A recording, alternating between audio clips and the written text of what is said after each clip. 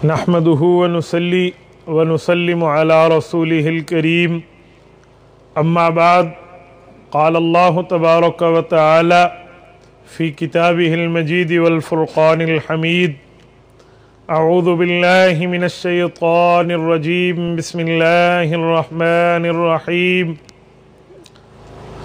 ربما يود الذين كفروا لو كانوا مسلمين عن انس رضی اللہ تعالی عنہ قال قال رسول اللہ صلی اللہ علیہ وسلم من كان لا الہ الا اللہ دخل الجنہ صدق اللہ العظیم وبلغنا رسوله النبی الامی الکریم ونحن على ذلك لمن الشاہدین والشاکرین والحمد للہ رب العالمین۔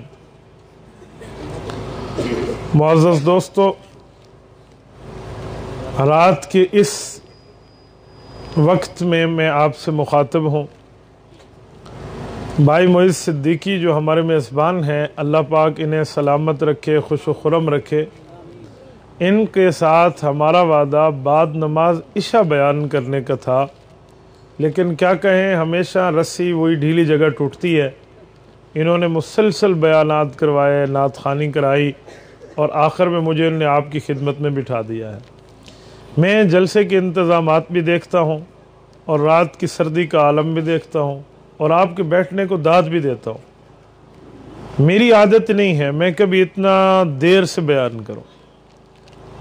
میں نے آنے جانے کا سفر کراچی کا کیا اور انہوں نے مجھے کہا رات 12 بجے بیان کرنا ہے، میں وہیں سے واپس آ گیا۔ میں نے کہا جی میں نے نہیں کرنا، نہ ہم نے آپ سے فیس لینی ہے، نہ ہم آپ کے پیسوں کے لالچی ہیں، اور نہ آپ سے ہم نے کرایہ لینا ہے، صرف ہم نے آپ سے ٹائمنگ مانگی ہے۔ ٹائمنگ، آپ ٹائم کی پابندی نہیں کرتے، ہمارے آنے کا فائدہ۔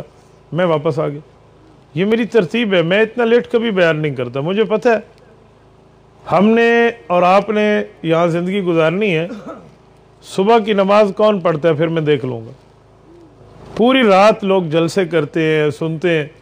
نماز صبح فرض ہے، اور فرض کی ادائیگی میں اٹھتا کوئی نہیں ہے۔ مجھے بتائیں پھر اس سننے سنانے کا فائدہ۔ چلو مولوی تو اٹھ پہنچے نا، بھائی نہ نماز پڑھاونی ہے تو امام یہ تو آپ سختی بات ان کی چیز آئی کھڑی ہے، انہیں تو اٹھ پاؤنا ہے تو عوام دا کتھی سی۔ نہیں میں غلط کہہ رہا ہوں، مجھے بتائیں۔ ٹائمنگ ہوتی، بیانات کا ٹائم لکھا ہوا ہوتا، اتنے بجے شروع ہوگا اتنے بجے ختم ہوگا، پھر دیکھیں بات بنتی کیسے۔ کیا آپ لوگ ہمارے جلسوں کی اوقات کی پابندی سے واقف نہیں ہیں؟ ڈیرہ اسماعیل خان میں ہمارا ہر سال امام اعظم ابو حنیفہ سیمینار ہوتا ہے، شام 7 بجے سے رات 9 بجے تک۔ 7 کا معنی 7، 9 کا معنی 9۔ مجال 1 منٹ اوپر ہو جائے۔ 1 دہائی ہو گئی ہمیں جلسے کرتے ہوئے۔ مجھے آج بیان کرتے ہوئے 21واں سال ہے۔ میں نے 1997 میں سب سے پہلا بیان کیا تھا جب میری عمر 11 سال تھی اور مولانا اعظم طارق شہید رحمہ اللہ اسٹیج پر موجود تھے۔ 1997 اور آج 2018 2019 22 سال ہو گئے۔ میں اسٹیج کے معاملات کو جانتا ہوں، اور معاملات جو ٹائمنگ کی پابندیاں انہیں بھی جانتا ہوں۔ بھائی معز کو اللہ جزائے خیر دے، میں نے ابھی انہیں سمجھایا، میں نے کہا بیٹا ٹائم کی پابندی سیکھو، یوں نہ کرو۔ آپ دیہات میں بیٹھے ہیں، کھلی فضا میں بیٹھے ہیں، میں تازہ دم ہو کر آیا ہوں، میں جبے میں بند بیٹھا ہوں، اور مجھے پتہ ہے آپ نے یہاں جلسے میں بیٹھ کے کون سی سردی محسوس کرنی ہے۔ مجھے آپ کی تکلیف کا احساس کیوں ہے؟ میں نے ان جگہ بیٹھ کر جلسے سنے، اور مجھے پتہ ہے کہ جب جلسے والے لیٹ کرتے ہیں تو پھر سامع کی کیفیت کیا گزرتی ہے، مجھے بہت اچھی طرح احساس ہے۔ میں نے یہاں بیٹھ کر نہ سنا ہوتا نا، میں ڈائریکٹ اسٹیج پہ آیا ہوتا تو پھر مجھے آپ کا احساس نہیں ہونا تھا۔ ہم کارکن سے لیڈر پر آئے ہیں، کارکن سے نیچے بیٹھنے سے اسٹیج پر آئے ہیں، مجھے بہت اچھی طرح واقفیت ہے۔ بہرحال چلو، بچہ ہے ہمارا، چھوٹو بھائی ہے، شاگرد ہے، تو اس دفعہ تو اللہ پاک اس کو خوش رکھے، آئندہ آپ ٹائم کی پابندی کریں، ٹھیک ہے انشاءاللہ؟ جزاکم اللہ۔ میرے دوستو، میں نے آپ کی خدمت میں 14ویں سپارے کی پہلی آیت تلاوت کی ہے، اور مسند الامام اعظم ابو حنیفہ رحمۃ اللہ علیہ کے حاشیے سے ایک حدیث پاک کو پڑھا ہے۔ سنن الکبریٰ نسائی کے اندر بھی یہ حدیث پاک موجود ہے۔ میں اس آیت اور حدیث پاک کا مفہوم بیان کر کے آپ سے اجازت لوں گا۔ میرے دوستو، قرآن کریم میں اللہ فرماتے ہیں ربما یود الذین کفروا لو کانوا مسلمین، فرمایا قیامت کا دن ہوگا، قیامت کی ہولناکی کا منظر سامنے ہوگا، ہر بندہ نفسی نفسی پکار رہا ہوگا، ہر بندہ اپنی گناہوں کی پسینے میں ڈوبا ہوگا، جتنے گناہ کیے اتنا پسینہ اس کا ہوگا، نیزے سوا نیزے کی مسافت پر سورج آ چکا ہوگا، یہ عالم ہوگا۔ اس وقت جب حساب و کتاب شروع ہوگا، ایمان والوں کے ایمان کو تولا جائے گا، تو اس وقت مؤمن جو کلمہ پڑھنے والے ہوں گے، مسلمان جو اللہ پاک کے فرما بردار ہوں گے، ان کے لیے اعلان ہوگا انہیں جنت بھیج دو، اور جو دشمن ہوں گے اللہ کے، شریعت کے منکر ہوں گے، بے ایمانین کا طبقہ ہوگا، انہیں جہنم بھیجا جائے گا۔ اس وقت وہ لوگ جو کلمہ نہیں پڑھتے، اسلام کے منکر ہیں، اسلام کے مخالف ہیں، شریعت محمدیہ صلی اللہ علیہ وسلم کے دشمن ہیں، اس وقت انہیں کلمے کی طاقت کا احساس ہوگا کہ ہم نے کلمے کو ٹھکرا دیا تھا، ہم نے دین کو تسلیم نہیں کیا تھا، ہم نے شریعت کو مانا نہیں تھا، اللہ کی فرما برداری اور رسول اللہ صلی اللہ علیہ وسلم کی تابعداری نہیں کی تھی۔ آج اگر ہم کر لیتے تو کامیاب ہونے والوں میں نظر آتے۔ کافر اس وقت کہے گا اے کاش ہم مسلمان ہوتے۔ یہ آیت کا ترجمہ ہے، فرمایا ربما یود الذین کفروا لو کانوا مسلمین، کافر اس وقت کہے گا اے کاش ہم ایک بار کلمہ پڑھ کے مسلمان ہو جاتے۔ میرے دوستو، یہ کلمہ طیبہ کی طاقت ہے، یہ کلمہ طیبہ کا وزن ہے۔ اس کلمہ طیبہ نے یوں ہمیں نجات عطا فرمانی۔ اور جو میں نے حدیث پاک پڑھی ہے، رسول اقدس صلی اللہ علیہ وآلہ وسلم کا فرمان عالی شان ہے۔ اللہ کے رسول صلی اللہ علیہ وسلم ارشاد فرماتے ہیں من قال لا الہ الا اللہ دخل الجنہ، فرمایا جو آدمی دل سے کلمہ طیبہ کا اقرار کر لے، اللہ کو ایک مان کے مجھے آخری رسول تسلیم کر لے، یہ آدمی گویا جنت میں داخل ہو گیا۔ حالانکہ جنت میں داخل ہو گیا نہیں ہے، ہوگا، لیکن حضور فرماتے ہیں ہو گیا۔ داخلہ ماضی پاسٹ کی بات کی ہے، یہ ہو گیا۔ کیا مطلب؟ یاد رکھیں، قیامت مستقبل میں ہے، ماضی میں نہیں ہے، گزرے ہوئے زمانے میں نہیں ہے، آئندہ زمانے میں ہے۔ لیکن حضور پاک صلی اللہ علیہ وسلم ماضی فرما رہے ہیں جنت میں چلا گیا۔ وجہ یہ محاورہ ہے۔ محاورے کا مطلب مستقبل کی یقینی بات کو ماضی کر کے پیش کیا جاتا ہے۔ مستقبل میں جو بات یقینی ہونا کہ ہونے والی ہوگی، اس کو ماضی کے لفظ سے تعبیر کرتے ہیں۔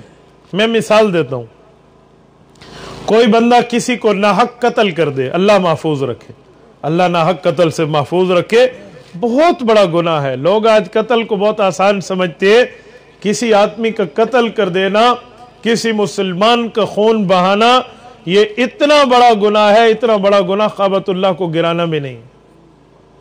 یا بیت اللہ ما اعظمک، اللہ کے رسول کی حدیث پاک موجود ہے مسند میں، فرمایا بیت اللہ کی عظمت مومن کے خون کی عظمت سے زیادہ نہیں ہے۔ ایک مومن کا ناحق قتل، رسول اللہ صلی اللہ علیہ وسلم کے ایک صحابی ہیں جن کا نام ہے حضرت اسامہ بن زید رضی اللہ عنہ، یہ ایک جہاد میں اللہ کے رسول کے ساتھ ہیں۔ ایک کافر نے کلمہ پڑھا ہے، انہوں نے سمجھا ڈر کے پڑھا ہے، میرے تلوار کے رعب سے پڑھا ہے، انہوں نے میدان جنگ میں تھے، وہ دشمن تھا، مار رہا تھا، انہوں نے اسے قتل کر دیا۔ جب رسول اقدس صلی اللہ علیہ وسلم کے سامنے اس بات کا ذکر ہوا، فرمایا یوں یوں کیا گیا ہے، تو اللہ کے رسول نے صلی اللہ علیہ وسلم نے ارشاد فرمایا اسامہ باوجود کلمہ پڑھنے کے تم نے اسے قتل کر دیا، کیوں؟ حضرت اسامہ عرض کرنے لگے یا رسول اللہ اس نے ڈر کے پڑھا تھا۔ حضور علیہ الصلوۃ والسلام نے فرمایا یا اسامہ ہلا شککت قلبہ، تو نے اس کے دل کو پھاڑ کے اندر سے دیکھا تھا کہ وہ شک کی بنیاد پہ پڑھ رہا ہے، ڈر کی بنیاد پہ پڑھ رہا ہے، یقین کی بنیاد پہ نہیں پڑھ رہا۔ یہ عرض کرنے لگے یا رسول اللہ میں نے دل پھاڑ کے تو نہیں دیکھا، میں نے تو اندازہ لگایا अल्लाह के रसूल फरमान लगे, उसामा अगर ये कल क़यामत में कत्ल अल्लाह के दरबार में पेश हो गया, उस वक्त क्या जवाब दोगे? क्या जवाब दोगे? अल्लाह के रसूल सल्लल्लाहु अलैहि वसल्लम ने इस मौके पर 100 ऊँटों की दियत उसकी दिलाई है ताकि मेरे सहाबी पर इसका वबाल टल जाए। मेरे दोस्तों, कत्ल इतना बड़ा जुर्म है, आज के दौर में लोग आसान समझते हैं। याद रखो, ये गैरत की बुनियाद पे कत्ल गारत, ये जो है ना क्या कहते हैं, जमीनों की बुनियाद पे कत्ल गारत, या किसी और फिरका वारियत की बुनियाद पे कत्ल गारत, कल क़यामत में इसका जवाब देना पड़ेगा, एक एक खून के कतरे का जवाब देना पड़ेगा। मैं बात कर रहा था क़यामत की बात को। मैंने कहा कोई आदमी नाहक कत्ल कर दे किसी बंदे को, तो उसे लोग क्या कहेंगे? तू तो फांसी चढ़ गया, तू फांसी चढ़ गया। हालांकि चढ़ तो नहीं गया, वो तो गिरफ्तार होगा, केस चलेगा, अदालत जाएगा, जज फांसी का ऑर्डर करेगा, फिर फांसी पे चढ़ेगा।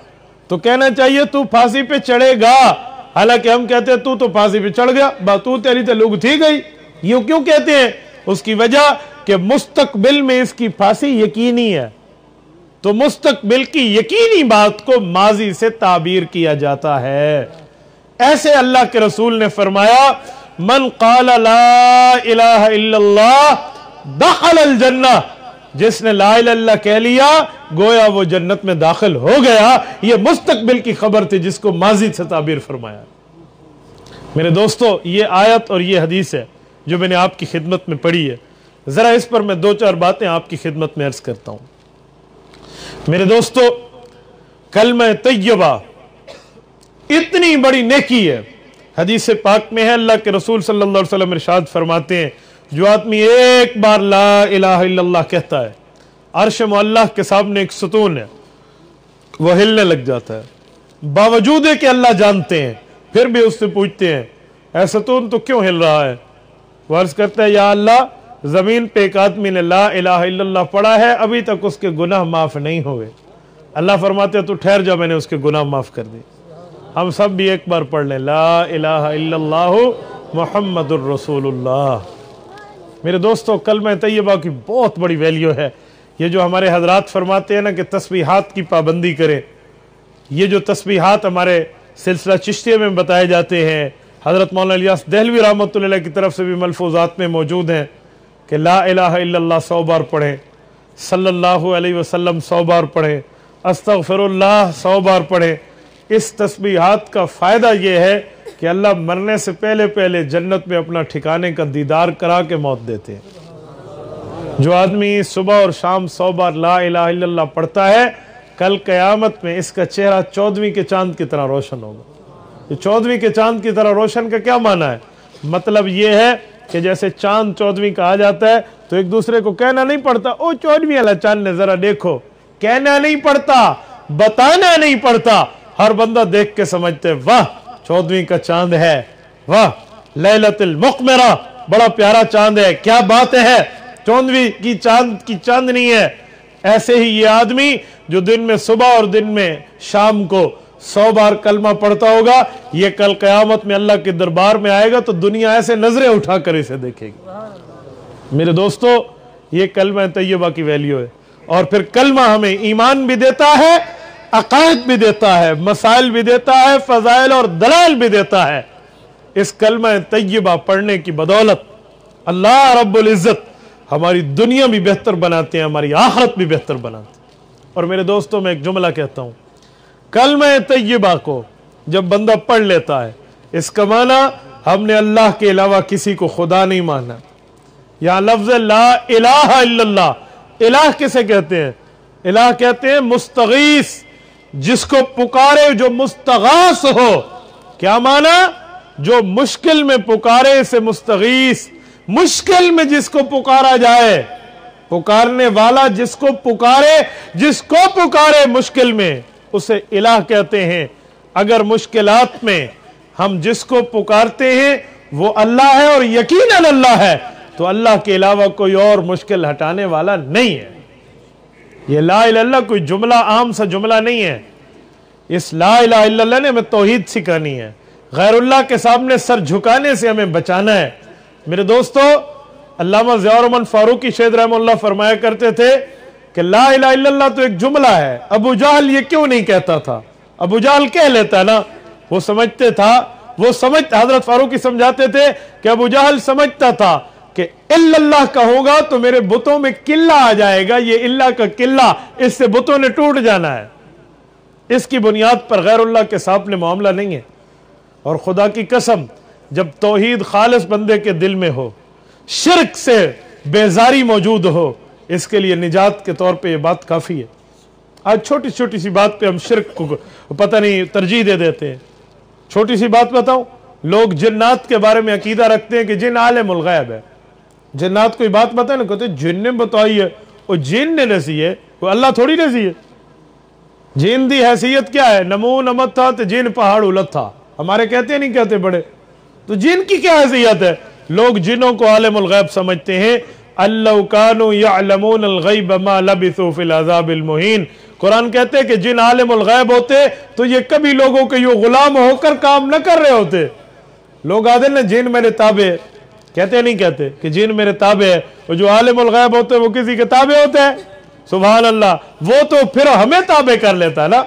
کوئی جن عالم الغیب نہیں ہے، عالم الغیب ذات اس کائنات میں اکیلی ہے جس کا نام ہے اللہ۔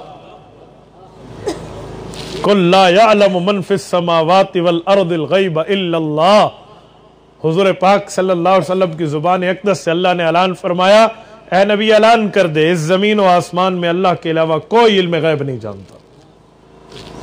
تو اسی لیے عقیدہ صحیح رکھیں، جنات کو عالم الغیب نہ سمجھنا۔ ایک بندہ مجھے کہنے لگا مجھے جن ڈراتے ہیں، میں نے کہا تم جھوٹ بولتے ہو؟ کہتے جی ہاں۔ میں نے کہا سچ بولنا شروع کر دو، جن تم سے بھاگے گا۔ جن کو آنکھوں نہ کرا، میں کو ڈراوے چنا۔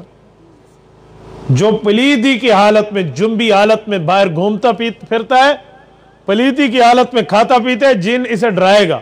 یہ کوئی جن اللہ بھامے ہاؤ بڑھ کر آتے لے آسی، ٹھیک ہے نمازی بن کے رہے، روزانہ کی تلاوت کا معمول رکھے، جن کو آنکھوں آتے سکے۔ جن کون ہے؟ جن سے ڈرنے۔ حدیث پاک میں جنات انسانوں کی بچی ہوئی خوراک کھاتے ہیں۔ اللہ یمر بعظم ولا بروث الا وجدوا علیہ طعاما، صحیح بخاری کی روایت ہے، جامع ترمذی کی روایت ہے۔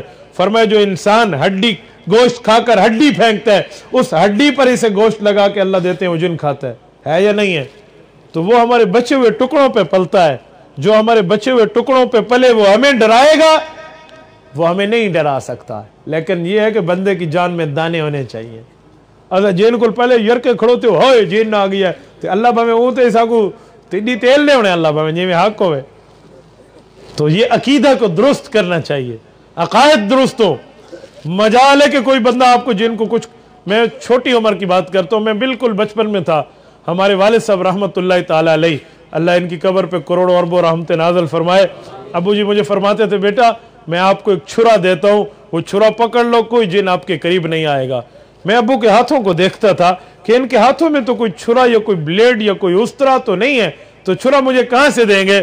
تو ابو فرماتے بیٹا جنات کے لیے چھرا ہے، لا حول ولا قوت الا باللہ، یہ پڑھ لو جنات کے لیے چھرا آ جائے گا، کوئی جن آپ کو نہیں چھیڑ سکے گا۔ یقین مانے میرا تجربہ ہے، ہماری والدہ محترمہ نے کئی بار مجھے بتایا ہے کہ کسی راستے میں جا رہے ہو تو آپ کو بھیڑ کے کاٹنے کا خوف ہو، سانپ کے کاٹنے کا خوف ہو، بچھو کے کاٹنے کا خوف ہو، تو قرآن کریم کی آیت سلام قولا من رب الرحیم پڑھ لیں، آپ کو وہ کاٹ نہیں سکتا۔ اور میرا تجربہ ہے، یقین مانے جب بھی ہم ایسے راستے سے گزرے پڑھ لیا تو کسی نے نہیں کاٹا، بشرطے بندے کو یاد رہے۔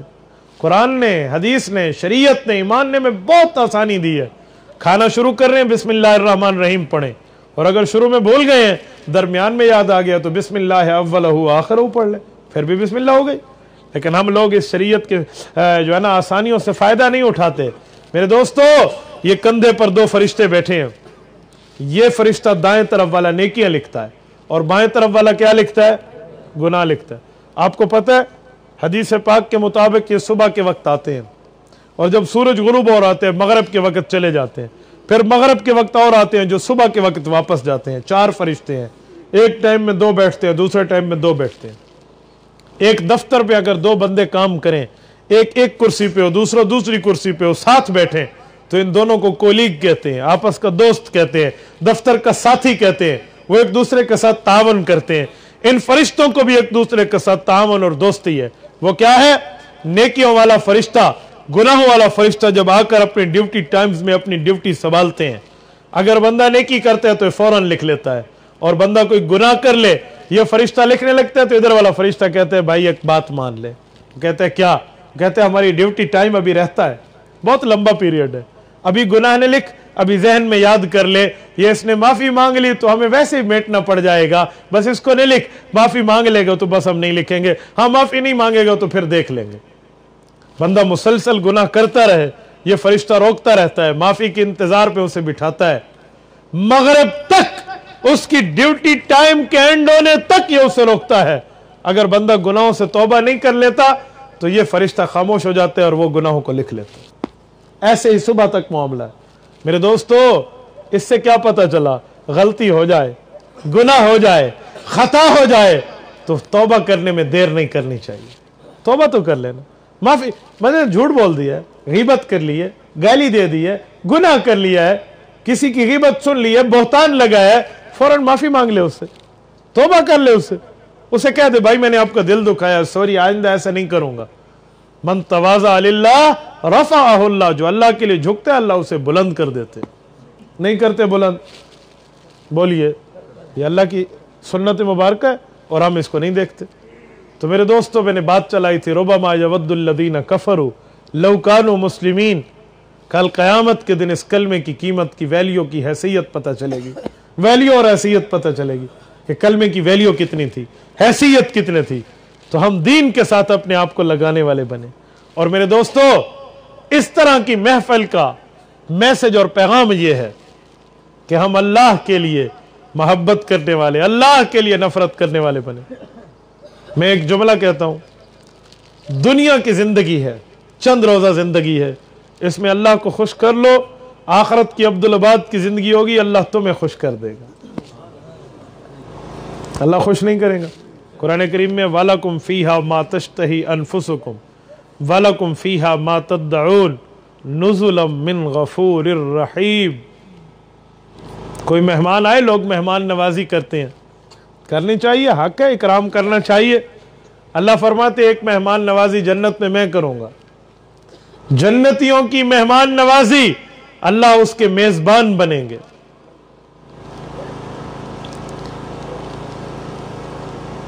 अल्लाह रब्बुल इज्जत मेहमान नवाजी फरमाएंगे, जन्नतियों की मेजबानी करेंगे। वो क्या होगी? फरमाया वलकुम फीहा मा तश्तही अनफुसुकुम वलकुम फीहा मा तदउन। मैं कह दूंगा ए फरिश्तों, ये जन्नती बैठा है, इसके दिल में कोई बात आए मैं पूरी करूंगा, जुबान से निकाले तुम पूरी कर देना। मा तश्तही अनफुसुकुम, दिलों के भेद से अल्लाह वाकिफ। वलकुम फीहा मा तदउन, जुबान से कहेंगे, अल्लाह तो वाकिफ है ही, फरिश्ता भी चीज दिला देगा। इसकी एक मिसाल देता हूं, सुनो।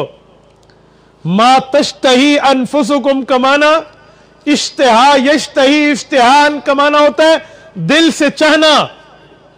मसलन जन्नत में जन्नती बैठा होगा और यह आदमी मछली के गोश्त का एक लुकमा उठाकर मुंह में चबा रहा होगा। अगर मुंह में लुकमा चबाते हुए अभी वो लुकमा मुंह से बाहर भी नहीं, मुंह के नीचे यानी अंदर भी नहीं गया, इसी दौरान इसके दिल ने चाहा कि मछली की जगह मैं बटेर का गोश्त खाता तो कितना अच्छा था, बटेर ज़बा नहीं करना पड़ेगा, बाहर से खरीद के उसे भूनना नहीं पड़ेगा। मा तश्तही अनफुसुकुम, ये मछली के गोश्त वाला निवाला बटेर के गोश्त में तब्दील हो जाएगा। आप कहेंगे कैसे हो जाएगा? नंबर वही रहता है, नेटवर्क कन्वर्ट हो जाता है। ये दुनिया की ताकत है तो मेरे मौला की ताकतें अब्दुल-आबाद की ताकतें हैं, वही रहेगा। और इस पर बस नहीं है, ये हजार जायके उसके तब्दील करना चाहे, हजार मजे उसके बदलना चाहे, अल्लाह बदल देंगे। वलकुम फीहा मा तश्तही अनफुसुकुम, जन्नत में जन्नतियों के लिए हुस्न के बाजार लगेंगे। उलमा को, शुहदा को और रोजाना अपनी शक्ल तब्दील करने का इख्तियार होगा। اپنی شکل موجود ہوگی، اور عوام الناس کے لیے ہر جمعے کو حکم ہوگا حسن کا بازار، میں اپنا جبہ چینج کرنا چاہتا ہوں، میں بازار سے نیا جبہ خریدتا ہوں، وہاں آپ جائیں گے، ایک چہرہ آپ کا ہے، آپ چاہتے ہیں میری آنکھیں یوں ہونی چاہیے، میرے کان یوں ہونے چاہیے، میرے ناک کا اسٹائل یوں ہونا چاہیے، اور میری آنکھوں میں اندر کلر یوں ہونا چاہیے، میری بھویں یوں ہوں، آئی لشز، آئی بروز یہ بدلنے چاہیے، میرا کلر یوں ہونا چاہیے، وہاں سے آپ کو شکل ملے گی، آپ چہرے پہ رکھ لیں، آپ کا چہرہ ویسے بن جائے گا۔ وَلَكُمْ فِيهَا مَا تَشْتَهِي أَنفُسُكُمْ، جنت میں یوں ملے گا، جنتی جنت کے اندر جو چاہے گا وہ ہوگا۔ وَلَكُمْ فِيهَا مَا تَدَّعُونَ،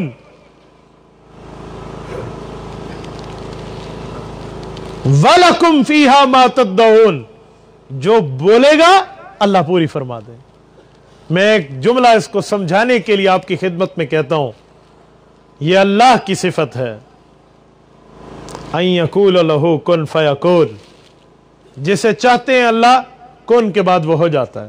اللہ کی چاہنے کا نام امر کن ہے، مشیت الہیہ کا نام کن ہے، فیکون وہ ہو جاتا ہے۔ کن فیکون میں یہ طاقت چھوٹی خدائی جنتیوں کو اللہ پاک عطا فرمائیں گے، جنت میں وہ چاہیں گے اللہ پاک فرما دیں گے، یہ طاقت جنتیوں کو ملے گی۔ نزلا من غفور الرحیم، اللہ فرماتے ہیں لوگوں تم بھی مہمان نوازی کرتے ہو، یہ مہمان نوازی جنت میں میری ہوگی۔ لائے کوئی اس جیسی مہمان نوازی، لے آئے کوئی اس جیسی مہمان نوازی، کہاں سے لاؤ گے؟ میرے دوستو یہ جنت کا منظر ہے، اور یہ جنت ملے گی کلمے سے۔ ربما یود الذین کفروا لو کانوا مسلمین، اے کاش کافر کہیں گے ہم کلمہ پڑھ لیتے، ہم نے کلمہ پڑھا ہوا ہوتا تو آج ہمیں یہ نعمتیں میسر ہو جاتی۔ دنیا کی تکلیفیں سہ لو، ٹھنڈے موسم میں ٹھنڈے پانی کے وضو کی تکلیف سہ لو، اندھیروں میں مسجد میں آنے کی تکلیف سہ لو، آپ کو جنت کی نعمتوں کی خوشخبری اللہ کا قرآن سناتا ہے۔ سنو، گناہ کی لذت ختم ہو جائے گی، عذاب ہمیشہ رہے گا، دنیا کی تکلیف دین کے لیے ختم ہو جائے گی، اور آخرت میں ثواب ہمیشہ رہے گا۔ ہم عجیب لوگ ہیں، ہم دوسرے کی دنیا بنانے کے لیے اپنی آخرت کو برباد کر دیتے ہیں۔ کوئی مزدوری کا کام کرتا ہے، مستری کا کام کرتا ہے، وہ کہے گا مالک کہہ رہا ہے، منشی کہہ رہا ہے، ٹھیکیدار کہہ رہا ہے، جلدی کرو، چلو نماز قضا ہوتی ہے تو بعد میں پڑھ لوں گا۔ اے میرا مستری بھائی، مزدور بھائی، تو نے مالک کی دنیا اچھی بنا دی، اللہ مالک کے لیے اپنی قبر اچھی نہیں بناتا؟ اپنی آخرت کو کیوں برباد کر رہے ہو؟ اپنی آخرت کو تو دیکھو۔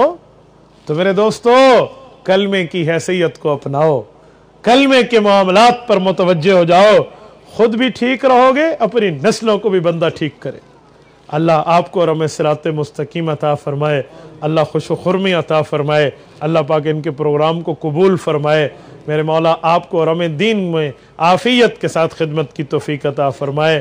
یہ رات کے اس لمحے میں اتنی چند باتیں ٹوٹی پھوٹی آپ کے سامنے کی ہیں، لمبی گفتگو کا یہ وقت نہیں ہے۔ نماز صبح یقیناً بعض بندوں کی فوت ہو جاتی ہے، اللہ ہمیں فرائض کی پابندی کی توفیق عطا فرمائے۔ وآخر دعوانا ان الحمد للہ رب العالمین۔